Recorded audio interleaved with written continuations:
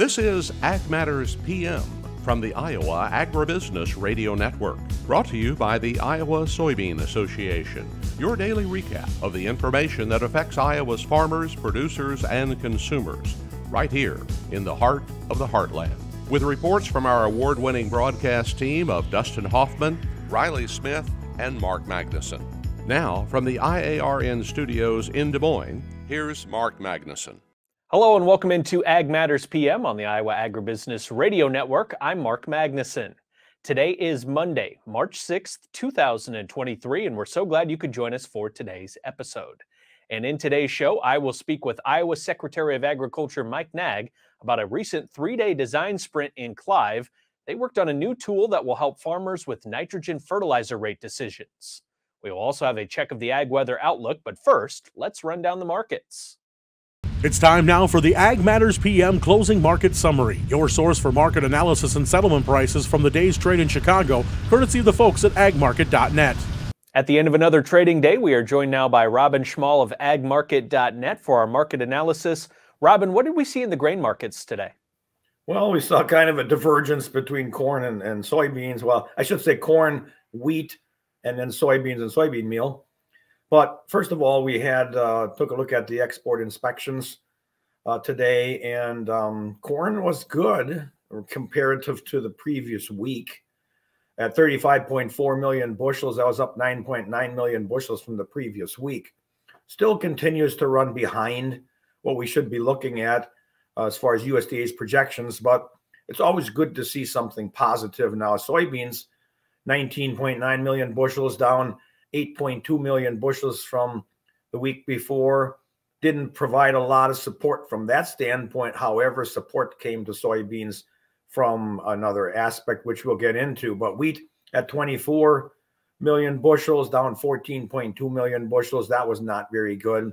Now, the wheat slump due to Turkey indicating and advancing the talks for keeping that corridor open in the Black Sea area, allowing wheat to be coming out into the market. That's been something that's been in the market. And, I didn't really anticipate that, or I think maybe most people really didn't anticipate they were going to close it. But you know how the market reacts to things like that when it drags on a little bit longer than anticipated.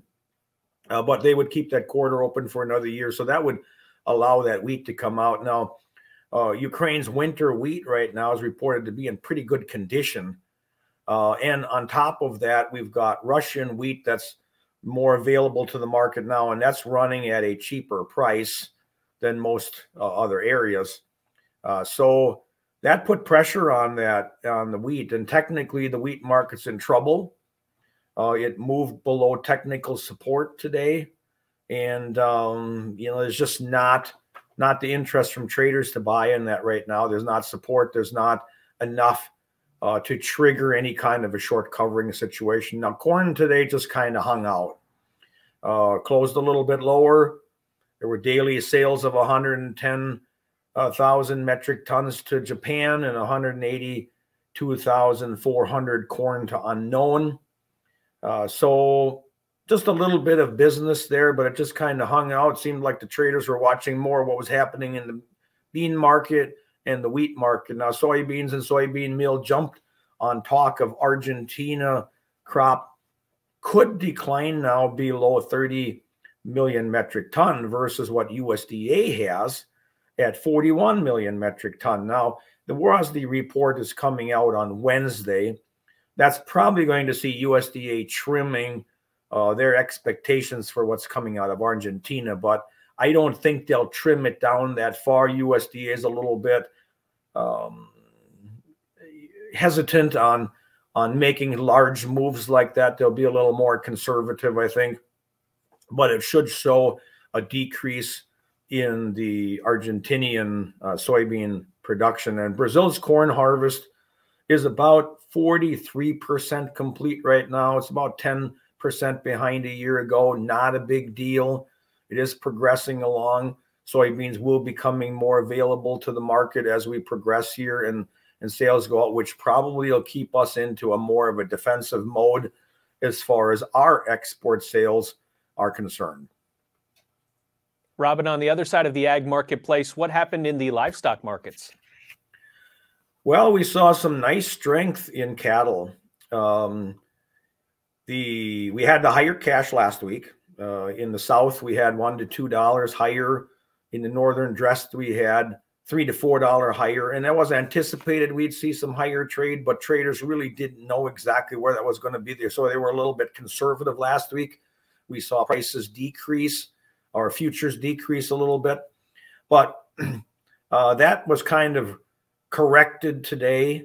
We did see April and later feeder cattle futures move to new contract highs. I mean, you look at some of those and it's just like straight up. A little bit of a setback last week, but it's resuming that uptrend.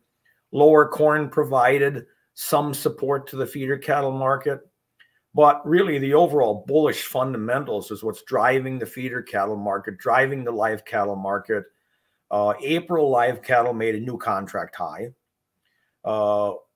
Traders were not waiting for cash this week. The last 2 weeks, they kind of traded more conservatively the beginning of the week and then reacted a little bit more as we started to see, cash come a little bit closer to unfolding. Now they're not waiting this week. They're anticipating some more strength as far as cash is concerned. So, they pushed the market higher today.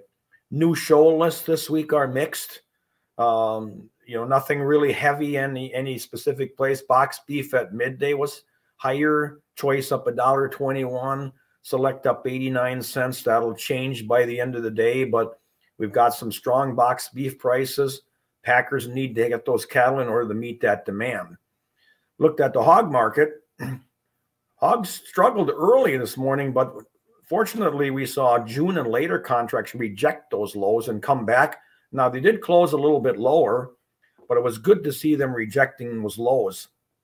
Now, April, though, however, moved to a new low into the close, and that's not a good sign for that. Now, the index did increase or has been increasing, but there's not enough underneath that market to really get traders excited. The daily direct cash report at noon today, the midday report was up 2 cents, not a lot. However, if it stays higher this Monday, it would be 3 weeks in a row that we actually see slightly higher cash on Monday. That's been a little bit unusual.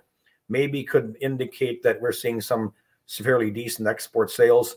Cutouts were up $1.85 at midday, and it just needs more than that to push it, but at least we didn't see the market fall apart like we saw earlier in the day, other than the April.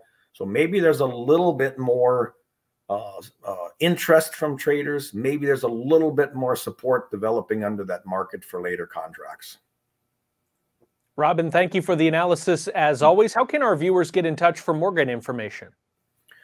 They can call me directly at 877-256-3253 or go to eggmarket.net. The phone number's on there. That'll go to a general mailbox. Somebody will be happy to help you in whatever question or whatever you would like to do.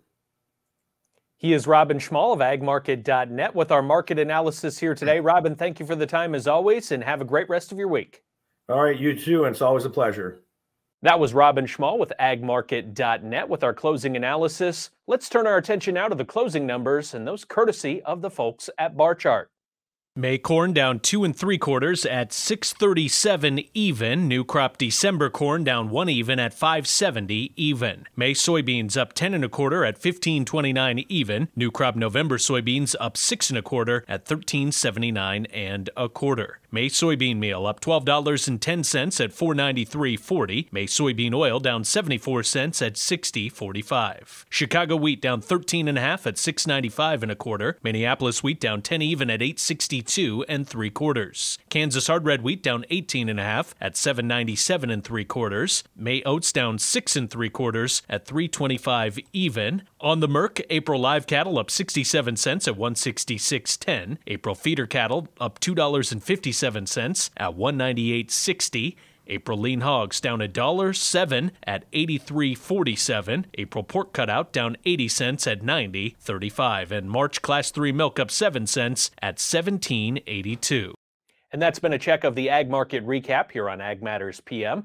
We're going to go ahead now and take a quick break to hear from our sponsor, the Iowa Soybean Association, and the Soy Checkoff. And when we come back, we will hear from Iowa Secretary of Agriculture, Mike Naig. This is AMPM. Iowa Soybean Association is driven to deliver for Iowa's 40,000 soybean farmers. We're proud to provide objective agronomic research, a helping hand with soil and water stewardship, and timely industry news powered by the Soybean Checkoff. Learn more at iasoybeans.com. Welcome back to Ag Matters PM from the Iowa Agribusiness Radio Network. I'm Mark Magnuson. Today, I will speak with Iowa Secretary of Agriculture Mike Naig about a recent 3-day design sprint in Clive, where they were working on a new tool that will help farmers with nitrogen fertilizer rate decisions. The Iowa Nutrient Research and Education Council, Iowa State University's Department of Agronomy, along with support from Google.org combined for the 3-day workshop. Mark Magnuson with the Iowa Agribusiness Radio Network, and I'm here with Secretary Mike Naig, the Agriculture Secretary here in the state of Iowa.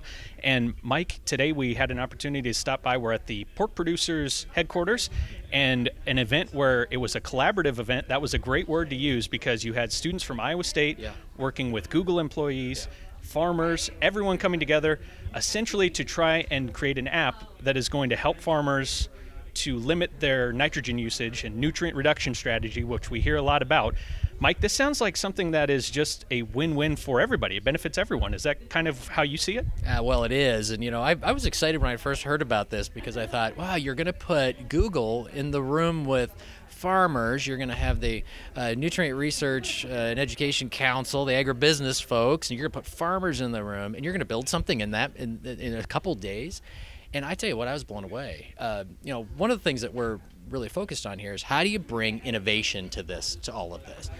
And so we're talking about, you know, updating that nutrient management, those nutrient recommendations, and that's all kind of based on this in-field, you know, actual research, field trials being done on farms across the state. Iowa State University doing what they do best, you know, really being, we want them to be a center of excellence on nitrogen use, efficiency. But then how do you get that into the hands of farmers and advisors in a way that they can then make decisions and you know, even play with some of the values and do some research and try to then make that, it's not easy, but try to make it more simplified. And that's what this was all about, was trying to kind of bring that together. So you put in the room folks that know tech as well as anybody, and you put with them folks that know ag as well as anybody and research, and it's a cool process to see. I'm really going to be excited to see how this continues to play out as the app actually takes form. And like we just said, you know, it's beneficial for everyone. Farmers want to use less inputs because they're so expensive, and we know that everybody is in favor of the environment, you know, being its best. So for a project like this, when everyone's able to come together, I think it makes it easier to work on a project like that, doesn't it? I think it does. You know, I got the sense that there was some really a lot of learning that went on going both directions, right? The Google team learning about some of the specifics around agriculture and nitrogen usage. And then, of course, the ag team learning about, well, then how do you put that into a form that people can use? But really, you're right. This all comes down to, in our efforts to remain productive in Iowa, profitable here, we really should talk about nitrogen use efficiency. How do you optimize use? How do you recognize? And here's the other part of this. There's a complexity in this that soil type, part of the state, growing conditions, whether you have livestock or not, what do you use for tillage? There's a number of factors that people need to think about in making this recommendation. And then, of course, the next thing is, and what do I want to do next year? And how can I be predictive about that? Boy, that's a lot of moving parts. But farmers are making these decisions every year. How can we help with that? How can we bring the latest and greatest information to that, and also then put it in a way that in a form that they can use it? And from your perspective as Ag Secretary, you visit with farmers, producers every single day, I'm sure, and you know, you have conversations about this kind of thing all the time. Do you think this seems like something that is pretty viable, something that Iowa farmers can use down the road? Well, absolutely, but more importantly, you had farmers in this room saying they thought it was something that they could use, and I take their word for it. But yes, look, we've got a lot of work to do. I'm really proud of how much we've accomplished together implementing Iowa's nutrient reduction strategy. We've really had a decade now of work that really has set us on a pathway to really see change accelerating across the state. And that is bringing together building infrastructure to treat water at the edge of the field, using infield practices like cover crops and changing tillage practices, but also then back to optimizing your nutrients on that field. And all of this still has to be done in an environment where farmers still have to be productive and profitable. And so really it's a convergence of all of those things. So yes, there's a ton of interest in this. I hear about it. We're working hard on it, and I'm really pleased to see the kind of activity like we're seeing today. This is just kind of the beginning of something that we're going to get to watch play out here over the coming months. It was certainly a fun experience just to see kind of what everybody's been working on the last few days. You could tell they put in a lot of work. Thank you so much for the time. Thanks for your insights on what this project has been about so far and where it's headed, and have a great rest of your day. Thanks. I'm excited. I'm really thankful for Google, NREC, Pork for hosting, and all the farmers that came together. This was this was an intense couple of days, I've gathered, and I think there's something they can be really proud of. I'm excited to see where this goes. That was Iowa Secretary of Agriculture Mike Naig. As for right now, let's take a look at the ag weather outlook. Well, it's a very cloudy and overcast day around much of the state of Iowa today. Here in Des Moines, still a little bit cool outside, and that's causing us to still have to wear our winter coats to work in the morning. But it looks like tonight things are not going to be as cool, as we will hover around the freezing mark. So that will be a decent weather evening. And then tomorrow, as we start to look at the forecast, another cloudy day, mostly overcast and windy around the state of Iowa. So let's turn our attention now to the National Weather Service and what the Weather Service has in store for the next 24 hours. As you can see from the National Weather Service, decreasing clouds and blustery today, high temperatures 37 to 55. Tonight, not as cold, mostly cloudy, patchy fog, and windy. Low temperatures tonight in the 28 to 32 range. Tomorrow, mostly cloudy and windy, cool temperatures for Tuesday, with high temperatures around the state ranging from 38 to 47. And looking at our affiliate weather map for tomorrow now, Cherokee, the low point on the map at 38 degrees for the high tomorrow, cloudy skies. Shenandoah, cloudy skies and 47 the expected high. Des Moines, partly cloudy on Tuesday and a high around 46. Albia, mostly cloudy and breezy with a high around 47. Waterloo, mostly cloudy, then becoming partly sunny and breezy with a high around 45. And Clinton, partly sunny and 47 degrees on Tuesday. For a more detailed forecast in your part of the state, make sure and check with your local Iowa Agribusiness Radio Network affiliate. And that's been a check of the Ag Weather Outlook. That also brings us to the end of this episode of Ag Matters PM. You can find all of our content on our website at iowaagnet.com. You can also follow us on Facebook, Twitter, TikTok, and LinkedIn. And you can find our video content and previous episodes of AMPM on our YouTube channel. And don't forget our free twice daily market podcast. You can find them wherever you find your favorite podcast at Apple, Amazon, Google, Spotify, and Podbean. From the IARN studios in Des Moines, I'm Mark Magnuson. On behalf of Riley Smith and Dustin Huffman, we thank you for watching. This has been Ag Matters PM.